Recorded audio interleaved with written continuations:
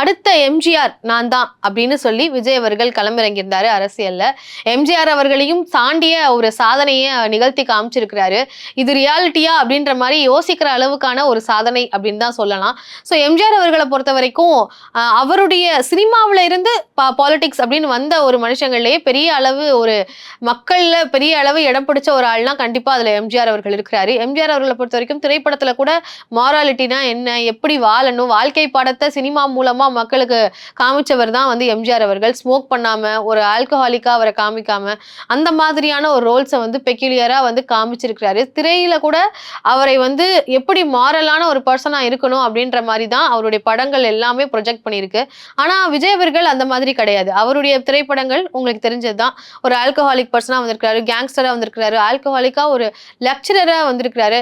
அப்படி இருந்தாலும் அப்படிப்பட்ட அப்படி அந்த மாதிரியான படங்கள் பண்ணியிருந்தாலுமே அவர் வந்து இன்றைக்கு அடுத்த எம்ஜிஆராக அரசியல் வட்டாரங்கள்ல பார்க்கப்படுறாரு. இதை சொன்ன உடனே பல பேருக்கு வந்து கோபம் வரலாம். சினிமாவை பார்க்கணும் அப்படின்றது தான். ஆனா அந்த கம்பேரிசனை பார்க்கும்போது நம்ம இதெல்லாம் பார்த்து தான் ஆகணும். இந்த மாதிரியான விஷயங்கள்லாம் அதுல ஒரு ஃபேக்டர்ஸா இருக்கு. இது வந்து ஒரு ஜஸ்ட் அன் அனாலிசிஸ். எப்படின்னா விஜய் அவர்களினுடைய அரசியல் பயணம் அப்படின்றது எப்படி ஆரம்பிச்சு எவ்வளவு பெரிய வெற்றியை அடைஞ்சிருக்கிறாரு அப்படின்றது தான். ஏன்னா இது வரைக்கும் தமிழ்நாட்டில் யாரும் படைக்க முடியாத ஒரு அதிசயத்தை, ஒரு வரலாற்றை நிகழ்த்தி இருக்கிறாரு அப்படின்னு தான் சொல்லணும். ஏன்னா முதல் முறையே இவ்வளவு வெற்றியை வந்து குவிச்சிருக்கிறாரு. விஜய் அலை, விசில் புரட்சி, இப்படி என்ன வேணா சொல்லலாம். ஏன்னா பல இடங்கள்ல அவங்க சொன்ன விஷயங்கள் அப்படி நடந்திருக்கு அப்படின்னு தான் பார்க்க முடியுது. நான் இங்க மக்கள் மத்தியில போய் சேர்ந்திருக்கிறேன், நான் சினிமா மூலமா போய் சேர்ந்ததுக்கு அப்புறம் தான் நான் வந்து அரசியலுக்கே வந்திருக்கேன், எல்லாருடைய வீட்டிலும் விஜய் இருக்கான் அப்படின்னு சொல்லியிருந்தாரு. அதை அவர் ப்ரூவ் பண்ணியும் காமிச்சிருக்கிறாரு அப்படின்னு தான் சொல்லணும். ஒரு 5.5 இன்ச் இருக்கக்கூடிய ஒரு ஸ்கிரீன் போதும் 5.5 கோடி மக்களினுடைய வீட்டுக்குள்ள போறதுக்கு அப்படின்றத ப்ரூவ் பண்ணி காமிச்சிருக்கிறாரு விஜய். ஸோ டைம்ஸ் ஆஃப் இந்தியாவில் ஒரு அனாலிசிஸ் வந்து போட்டிருக்கிறாங்க. அவங்க வந்து விஜய் அவர்களுடைய கேம்பெயின்ல என்ன மாதிரியான விஷயங்கள்லாம் இருந்திருக்கு, எவ்வளோ பெரிய கான்ட்ராடிக்டரியாக இருந்திருக்கு அப்படின்றத எழுதியிருக்கிறாங்க. அது என்ன அப்படின்றத பார்ப்போம். இப்போ விஜய் அவர்கள் ரோட் ஷோஸ் வந்து பண்ணியிருந்தாரு. அங்க எல்லா தலைவர்களுமே ரோட் ஷோஸ் பண்ணியிருந்தாங்க. அங்க அவர் பேசினதுன்னு பார்த்தீங்கன்னா மொத்தமே வந்து 35 மினிட்ஸ் தான். மொத்தமா ஸ்டாலின் அவர்களை பொறுத்த வரைக்கும் 356 மினிட்ஸ் பேசியிருக்காங்க. எடப்பாடி பழனிசாமி அவர்கள் 806 நிமிஷம் பேசியிருக்காங்க. இப்படி இவங்கெல்லாம் இவ்வளவு நேரம் பேசினாலும் விஜய் அவர்கள் வெறும் 35 மினிட்ஸ் தான் வந்து பேசியிருக்கிறாரு. இது வரைக்கும் ஸ்பீச்சஸ் அப்படின்னு பார்த்தாலே கிட்டத்தட்ட எடப்பாடி அவர்கள் வந்து 21 இடங்கள்ல ஸ்பீச் பண்ணியிருக்கிறாரு. அதுவே ஸ்டாலின் அவர்கள் 18 ஸ்பீச்சஸ் வந்து கொடுத்திருக்காரு. ஆனா விஜய் அவர்கள் 2 ஸ்பீச் தான் வந்து கொடுத்திருக்காங்க. ஸோ இப்படி எல்லாமே வந்து அவருக்கு ஏத்த மாதிரியான ஒரு நகர்வுகளை முன்வைத்தும் பெரிய அளவு கேம்பெயின் எல்லாம் இல்லைனாலுமே மக்களினுடைய அலை விஜய் பக்கம் தான் வீசிருக்கு அப்படின்றத பார்க்க முடியுது. கேம்பெயின்லயே நிறைய கான்ட்ராடிக்டிவ்ஸ் இருக்கு அப்படின்றதுக்கு இது ஒரு உதாரணம். இன்னொரு விஷயம் பார்த்தீங்கன்னா இவருக்கு ஆர்கனைசேஷனல் ஸ்ட்ரென்த் இல்ல. டிஎம்கே, ஏடிஎம்கே அப்படின்ற இவ்வளவு பெரிய கட்சிகளினுடைய ஆர்கனைசேஷனல் ஸ்ட்ரென்த்தை மேட்ச் பண்ற அளவுக்கு டிவிகேவுக்கு ஆர்கனைசேஷனல் ஸ்ட்ரென்த் இல்ல அப்படின்னு ரிப்போர்ட்ல பல இடங்கள்ல கள யதார்த்தம் அப்படிதான் இருந்தது. நானே கூட பேட்டியில, காணொலிகள்ல எல்லாம் அதை பதிவு பண்ணியிருக்கேன். ஆனா இந்த இடத்துல வந்து விஜய் அவர்களினுடைய அரசியல் அப்படின்றது சோசியல் மீடியா வட்டாரங்கள்லயே வந்து பெரிய அளவு அது ஒரு புரட்சியை தான் அப்படின்னு சொல்லலாம். ஜென்சி பாலிடிக்ஸ் அப்படின்றது தான் இந்த தமிழ்நாட்டுல வந்து நடந்திருக்கு. ஸோ பெரிய அளவுல சோசியல் மீடியா தளங்கள்ல அவங்க விஜய் அவர்களுக்கு எதிராகவும் ஆதரவாகவும் வந்து எப்பவுமே வந்து ஒரு டாக் ஆஃப் த டவுனா விஜய் அவர்கள் அரசியல் கேம்பெயின் ஃபுல்லாவே வந்து இருந்தாரு. அதுதான் இன்றைக்கு அவருடைய கேம்பெயினாவே மாறி இருக்கு. என்னதான் ரோட் ஷோ போனாலும் ஸ்பீச்சஸ் எல்லாம் கொடுத்திருந்தாலுமே சோசியல் மீடியால நடந்த கேம்பெயின் தான் மிகப்பெரிய கேம்பெயினா பார்க்கப்படுது. ஸோ அதுவே வந்து இன்றைக்கு அவருடைய வெற்றிக்கு ஒரு காரணமாகவும் இருக்கு. என்னடா பெரிய ஆர்கனைசேஷனல் ஸ்ட்ரென்த்ன்றீங்க, இதை பாருங்க சோசியல் மீடியான்னு ஒரு ஸ்ட்ரென்த் இருக்கே, இந்த ஜென்ரேஷனுக்கு சோசியல் மீடியா தான் ஆர்கனைசேஷன் அப்படின்ற அளவுக்கு டிவிகே வந்து ப்ரூவ் பண்ணி காமிச்சிருக்கிறாங்க. ஸ்டாலின் அவர்கள் சீஃப் மினிஸ்டரா இருந்த போதும் சரி, எதிர்கட்சி தலைவராக எடப்பாடி அவர்கள் இருந்த போதும் அவங்க கலந்துகிட்ட பப்ளிக் ஷோஸை விட, பிரஸ் மீட்ஸை விட மிக குறைவாகத்தான் விஜய் அவர்கள் வந்து பண்ணியிருக்கிறாரு. இதுவுமே இன்னொரு கான்ட்ராடிக்டரியா இருக்கு. ஸோ இந்த மாதிரி என்னெல்லாம் பண்ணணும், ஒரு அரசியல்வாதினா இதெல்லாம் பண்ணணும் அப்படின்னு என்னெல்லாம் இருக்கோ எதையுமே பண்ணாம ஒரு வெற்றியை வந்து பிடிச்சிருக்கிறாரு. ஸோ இதுதான் வந்து தமிழ்நாட்டு அரசியல் களத்தையே மாத்துது அப்படின்றதுக்கு சொல்லக்கூடிய காரணங்கள். அதுல குறிப்பா இதுவும் ஒரு முக்கியமான ஒரு விஷயம். அது மட்டும் இல்லாம கடைசி நாள் அவருடைய கேம்பெயின்ல மக்கள் கிட்ட விசில் அடிச்சுட்டு அவர் ஒன்னே ஒண்ணுதான் சொன்னாரு, நான் ஒன்னே ஒண்ணு கேட்கிறேன், அதை எனக்கு பண்ணி கொடுங்க, உங்களோட ஓட்டை எனக்கு போடுங்க, அடுத்த 5 வருஷத்துக்கு நீங்க என்ன கேட்குறீங்களோ அதை நான் பண்ணி பண்ணித்தரேன் அப்படின்னு சொல்லியிருக்கிறாரு.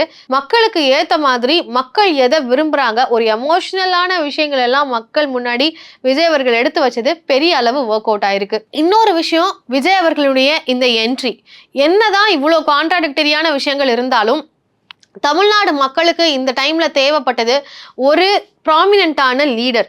இப்போ ஸ்டாலின் அவர்களை அந்த மாதிரி தான் அவங்க பார்த்தாங்க. ஸ்டாலின் அவர்களுடைய இந்த ஒரு தோல்வி அப்படின்றதெல்லாம் வந்து யாருமே எதிர்பார்க்காத ஒரு ஷாக்கிங் விஷயம் தான் அப்படின்னு சொல்லலாம். ஏன்னா அவர் வந்து குறிப்பா எப்படி கலைஞர் அவர்கள், எப்படி ஜெயலலிதா அவர்கள், எப்படி எம்ஜிஆர் அவர்கள் இருந்தாங்களோ அந்த இடத்துக்கு ஸ்டாலின் அவர்கள் நகர்ந்து வந்துட்டாரு. அதுக்கப்புறமா ஒரு தோல்வி அப்படின்றது தான் திமுகவுக்கு ஒரு பெரிய அடியாவே இருக்கு. ஆனா இந்த ஒரு தருணத்தை குறிப்பா கலைஞர் மாதிரியான ஒரு ஆளுமையும் ஜெயலலிதா மாதிரியான ஒரு ஆளுமையும் இல்லாத ஒரு நேரத்துல சரியான நேரம் பார்த்து எது பாலிடிக்ஸ்க்கு சிறந்த நேரம் அப்படின்றத கரெக்டா டிசைட் பண்ணி ஒரு பெஸ்ட் டிசிஷன் மேக்கரா இருந்திருக்கிறாரு விஜய். கரெக்டான அவருடைய அரசியல் தருணத்தை வந்து தேர்ந்தெடுத்திருக்கிறாரு அப்படின்றத பார்க்க முடியுது. ஸோ இந்த நேரத்துல அவர் வந்தது அப்படின்றது தான் அவருக்கு கரெக்டா கை கொடுத்திருக்கு. இப்போ ரஜினிகாந்த் அவர்கள் வந்து மிஸ் பண்ணிட்டாரு அப்படின்றது தான் பார்க்க முடியுது. இப்போ மீம்ஸ்ல கூட போடுறாங்க, இப்போ ரஜினிகாந்த் அவர்கள் வந்து விஜயினுடைய வெற்றியை பார்க்கும்போது நம்ம மிஸ் பண்ணிட்டோமே அப்படின்னு நினைப்பாருன்னு.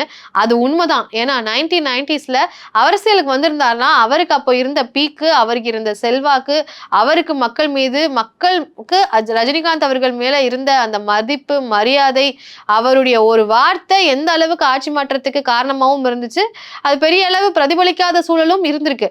ஆனா ஒரு பெரிய இன்ஃப்ளூயன்ஷியல் ஃபேக்டரா அந்த காலத்துல இருந்தாரு. அவர் அந்த டைம்ல ப்ராப்பரா யூட்டிலைஸ் பண்ணியிருந்தாருன்னா இந்நேரம் அவரும் சிஎம் ஆயிருக்கலாம் அப்படின்றதும் ஒரு கருத்தாக இருக்கு. ஸோ ரஜினிகாந்த் தவற விட்டதை விஜய் அவர்கள் கெயின் பண்ணாரு. 2005ல விஜயகாந்த் அவர்கள் அரசியலுக்கு வந்தாங்க. ஆனா அப்போ இரும்பெரும் ஜாம்பவான்கள் ஜெயலலிதா அவர்களும் சரி, கருணாநிதி அவர்களும் பீக்கா அரசியல் பண்ணிட்டு இருந்த ஒரு காலகட்டம்.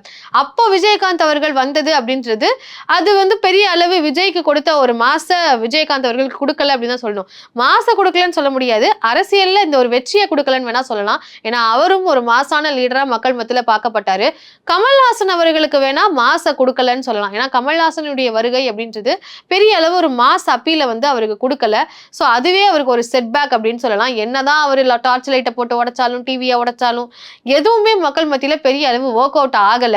ஸோ அது எல்லாருக்கும் இந்த மாதிரி சினிமாவில இருந்து அரசியலுக்கு வந்த பல பேருக்கு காலை சறுக்கி விட்ட அரசியல் களம் விஜய் அவர்களுக்கு தூக்கி உச்சத்துல உட்கார வச்சிருக்கு அப்படின்றதையும் பார்க்க முடியுது. ஸ்டாலின் அவர்களுக்கு நிகரா யாருமே இல்ல, ஒரு மோனோபாலியா இருந்துட்டு இருக்கக்கூடிய சூழல்ல எடப்பாடி பழனிசாமி அவர்களும் ஸ்ட்ரகிள் பண்ணிட்டு இருக்கக்கூடிய இந்த நேரத்துல விஜய் அவர்கள் ஒரு சரியான ஒரு ரைவல்ரியா, ஒரு ஆப்பனண்டா வந்து களமிறங்கியிருக்கிறாரு. எம்ஜிஆர் அவர்களால் செய்ய முடியாத ஒரு விஷயம் அப்படின்னு கூட சொல்லலாம். எம்ஜிஆர் அவர்கள் கூட அதிமுக அப்படின்ற ஒரு கட்சி ஆரம்பிச்சு 5 வருஷம் கழிச்சுதான் வந்து சீஃப் மினிஸ்டர் ஆனாங்க. ஆனா விஜய் அவர்கள் கட்சி ஆரம்பிச்ச 2 வருஷத்துல சீஃப் மினிஸ்டர் ஆகி ஒரு வரலாறையே வந்து கிரியேட் பண்ணியிருக்கிறாரு. இதுதான் இந்த கான்ட்ரடிக்ஷன்ஸ் எல்லாம் இருந்தும் இப்போ அவருடைய வெற்றிக்கு காரணம். ஸோ அது மட்டும் இல்லாம அந்த டெசிஷன் எடுத்தது தான் பெரிய ஒரு ரீசனா பார்க்க முடியுது. அது மட்டும் இல்லாம மக்கள் மத்தியில இருக்கக்கூடிய அந்த anti incumbency for the Dravidan parties, AIADMK வேணாம், திமுக வேணாம், எங்களுக்கு புதுசா வேணும் அப்படின்னு அவங்க நினைச்சாங்க இல்லையா, அதுதான் இன்றைக்கு விஜய் அவர்களுடைய வெற்றி அப்படின்றதையும் பார்க்க முடியுது. இது எல்லாத்தையும் தாண்டி இப்ப எம்ஜிஆர் அப்படின்னு சொல்லிட்டு இருக்காங்க இல்லையா, அதுக்கு கண்டிப்பா நான் அடுத்த எம்ஜிஆர் தான் அப்படின்னு சொல்றதுக்கு ஸ்ட்ராங்கான ஒரு நபரா விஜய் வந்து உருவெடுத்திருக்கிறாரு. இந்த வீடியோ பற்றிய உங்க பார்வை என்ன அப்படின்றத கண்டிப்பா கமெண்ட்ல பதிவு பண்ணுங்க. நன்றி.